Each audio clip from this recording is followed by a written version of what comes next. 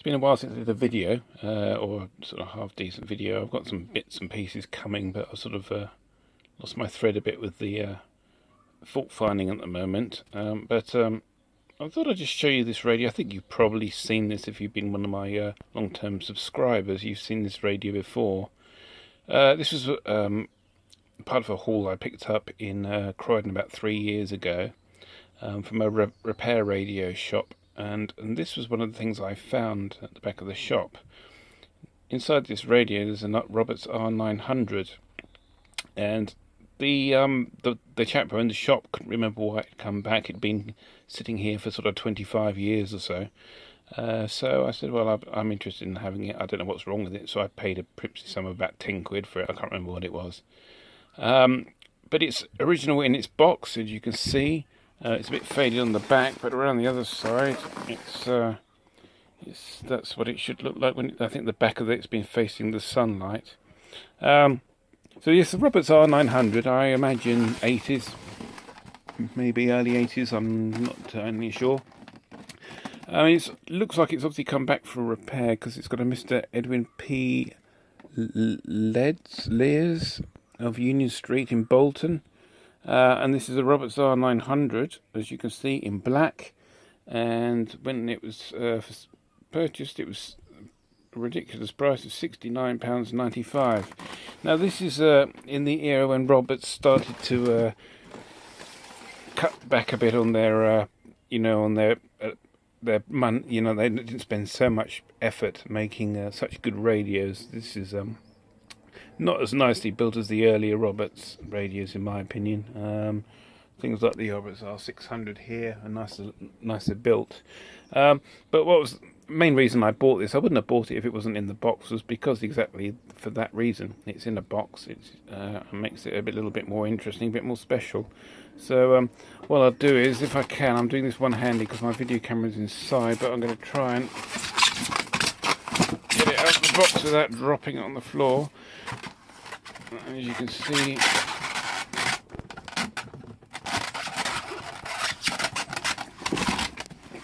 just bear with me a minute, I'm going to have to get this out of the box. And there you have it.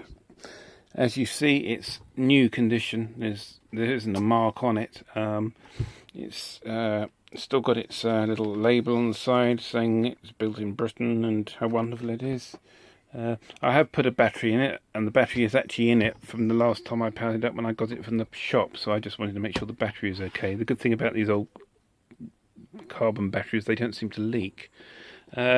So when I turned it on last time, I remember that it had a really bad volume pot, and I'm wondering that's probably what it's come back for. It's probably come back as a warranty claim. Maybe it was just outside of warranty.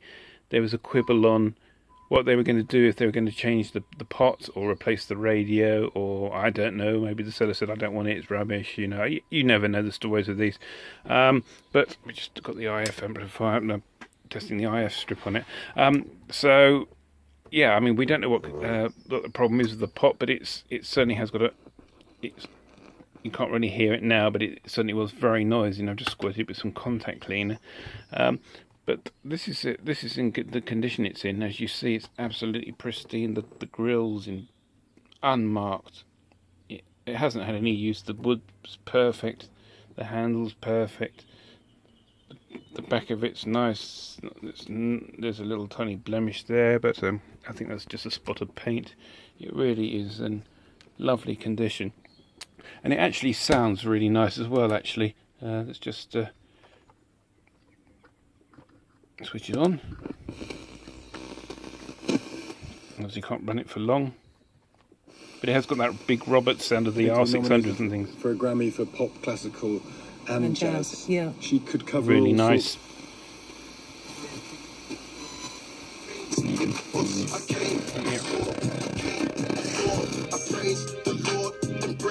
I don't want to run this for too long because I get a copyright. Scale calibration looks pretty good. That's classic FM. It's got a really good sound. Do these things, and I didn't even question. Let's try it a long wave. Sort of thunderstorms around the moment, so there's a lot of noise pick up. Sorry, I don't know if you can hear me. It's a lot of noise pickup from thunderstorms at the moment, but it's long wave, 198 kilohertz. It's the noise from my light. No, it's not. Noise from something electronic in here. I'm not sure what it is. Let's try the medium wave.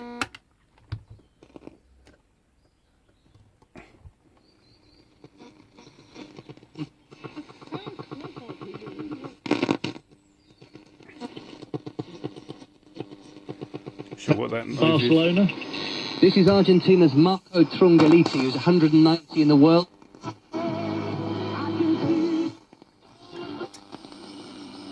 So that's it, really. I mean, it really is almost like a sort of like a time warp piece, and it does look. It's a very attractive radio, actually. I think what I'll probably end up doing is replacing the pot. You can see the aerial's perfectly straight. I'm turning it there, and it doesn't even deflect. So it's a really nice bit of kit, and it will definitely be a sort of like a keeper, and it'll be a nice thing to put in a museum. Maybe when I get bored of all these old radios, get this put into a museum and. Other people can see it as well. Anyway, there will be more videos coming up. I'm trying to decide what to repair next. If you've got any old junk you don't want, you would like to send to me, and you want me to have a tinker around with, send it on. Or at least let me know what it is first. I've been offered some rather strange things. I don't really want to. Like washing machines aren't really my interest in fixing. Anything electronic, maybe, you know, sort of old bits of Tisky, old radios and things like that. But nothing else. But yeah, if you've got anything you want to send me, I'll try and make a useful, interesting video out of it. Thanks for watching.